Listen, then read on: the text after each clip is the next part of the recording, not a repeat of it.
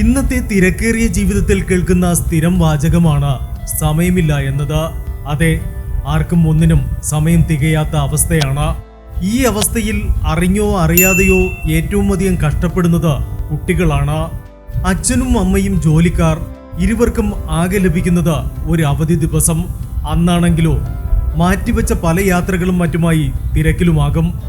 ജോലി കഴിഞ്ഞ് മടങ്ങിയെത്തുന്ന അച്ഛനും അമ്മയും കുട്ടികൾക്കൊപ്പം ചെലവഴിക്കുന്ന സമയത്തിൽ മുൻ വർഷങ്ങളെ അപേക്ഷിച്ച് ഗണ്യമായ കുറവാണ് ഉണ്ടായിരിക്കുന്നത്. അച്ഛനമ്മമാർ ജോലിക്ക് പോകുന്ന വീടുകളിൽ കുഞ്ഞുങ്ങളെ പൊതുവെ ഡേ കെയറുകളിലോ അപ്പൂപ്പന്റെയും അമ്മുമ്മയുടെയും അടുത്തോ ആണ് ഏൽപ്പിക്കാറുള്ളത്. കുഞ്ഞുങ്ങളെ ഇവർ നന്നായി നോക്കും എന്നത് ശരി തന്നെ. എന്നാൽ മാതാപിതാക്കൾ നൽകുന്ന സ്നേഹത്തിനും വാത്സല്യത്തിനും പകരമാകില്ലല്ലോ ഇത്.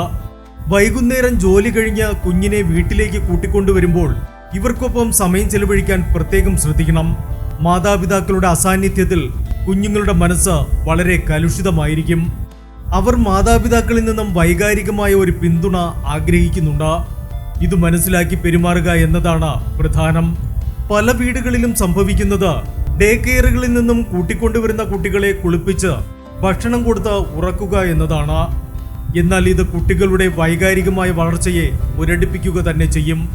അവർക്ക് പറയാനുള്ളത് കേൾക്കാനും അവർക്കൊപ്പം കളിക്കാനും മാതാപിതാക്കൾക്ക് കഴിയണം. ഇല്ലെങ്കിൽ മാതാപിതാക്കളുമായുള്ള കമ്മ്യൂണിക്കേഷൻ പൂർണ്ണമായും ഇല്ലാതാകും. കുട്ടികളല്ലേ, അതെല്ലാം മറന്നോളുമെന്നാണ് ചിന്തയെങ്കിൽ അത് വേണ്ട.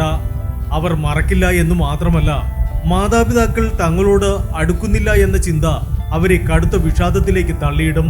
ഇത്തരത്തിലുള്ള കുട്ടികളിൽ ഭാവിയിൽ അമിതമായ ദേഷ്യം, വാശി തുടങ്ങിയവ കണ്ടുവരുന്നു. അതിനാൽ വീടെത്തിയാൽ കഴിവതും കുറഞ്ഞത് 2 മണിക്കൂർ നേരമെങ്കിലും മക്കൾക്കൊപ്പം ചിലവഴിക്കാൻ ഓരോ മാതാപിതാക്കളും ശ്രദ്ധിക്കുക. കഥ പറയാനും അവരുടെ വിശേഷങ്ങൾ കേൾക്കാനും മനസ്സു തുറക്കാനും ശ്രമിക്കുക. കുഞ്ഞുങ്ങളുടെ മനസ്സിലൂടെ കടന്നുപോകുന്ന ചിന്തകളെ അവരുടെ പ്രായത്തിൽ നിന്നും മനസ്സിലാക്കാൻ ശ്രമിക്കുക. വിഷാദ പ്രശ്നങ്ങളൊന്നുമില്ലാതെ ആരോഗ്യത്തോടെ വളരട്ടെ നമ്മുടെ കുഞ്ഞുങ്ങൾ. Health max Malayalam.